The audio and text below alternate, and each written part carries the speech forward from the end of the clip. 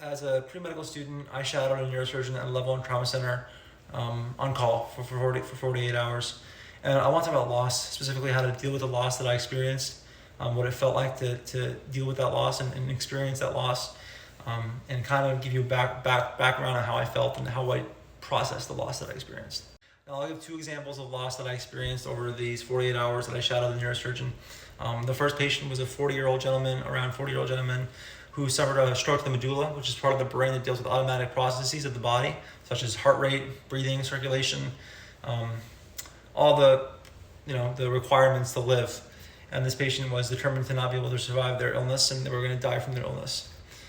The second patient was a 90-year-old woman who presented to the emergency department with unconscious as well, with paralysis and deficit to the left side of her body. And after doing a CAT scan again, we determined that she had a stroke to the right hemisphere of the brain, severe stroke, and she too was not going to survive her illness. These are the two patients I saw that passed away or were determined to pass away, and I'm going to share my thoughts. Now, I haven't dealt with much loss in my life personally. I lost my grandmother in September of 2024 to cancer, and that's really the only loss I've ever had. So I struggled with the loss of these patients, even though they weren't necessarily family to me or of most importance to me, like family and friends would be. But it still hit me really hard.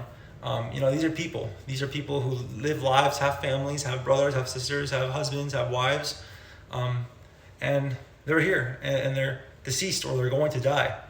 And I couldn't really wrap my head around that very well, at least in the beginning.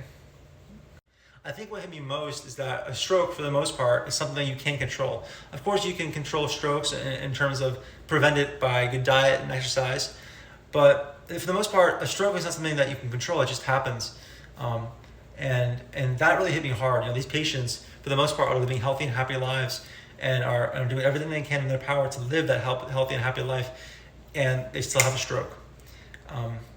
And it was hard to wrap my mind around the fact that these people, their lives changed in an instant, and their families' lives changed in an instant.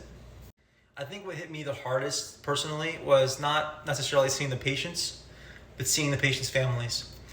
Seeing these patients' families crumble and fall and cry about losing their loved one.